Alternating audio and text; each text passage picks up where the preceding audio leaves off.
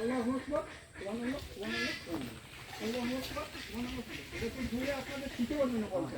কিন্তু আপনারা বলবেন মনে মনে। বলে। যদি আপনারা বলবেন মনে, আমিও বলবো মনে মনে, আপনারা বলবেন মনে মনে। বুঝতে পারছেন? এরপর আলহামদুলিল্লাহ পড়বেন, অন্য কিছু পড়বেন। দ্বিতীয়বার দেখবেন উঠতে আলহামদুলিল্লাহ অন্য একটা সুরা পড়বেন।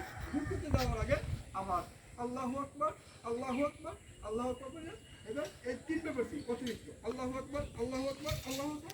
এবার আবার চতুর্থবার আল্লাহু আকবার। বুঝলেন? এরপর দাঁড়াইয়া ওই ঈদুল হাজার খুতবা পড়বো, সানি খুতবা পড়বো। এখন আমি তো পারবো এই খুতবা দিয়ে, কিন্তু যারা মুখস্থ করে কারি শেখ হাফেজ তারা সরাসরি তো কোরআন শরীফ হাদিস থেকে পড়তে পারে মুখস্থ, তাদের ওটা পড়াও লাগে না। কিন্তু সাধারণ পাবলিকের উপকারতে আমরা ওইটা দিয়ে দিশে বিতিকা করে বুঝাইতে পারছি। কিন্তু খুতবা নিয়ে অনেক মসজিদে কিন্তু খুতবা নিয়ে ফিতনা ফাসাদ হয়, কিন্তু আমি যাইলে আমি আবার সেটা মিটেই দিই, কারণ আমি এর দলিল জানি।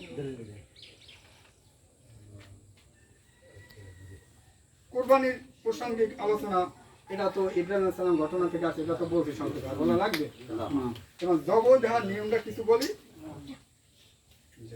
কোরবানির উদ্দেশ্য ও সার্থকতা, এখান থেকে কিছু কথা বলি। কারণ আদম থেকে আসতে ইব্রাহিম আলাইহিস সালাম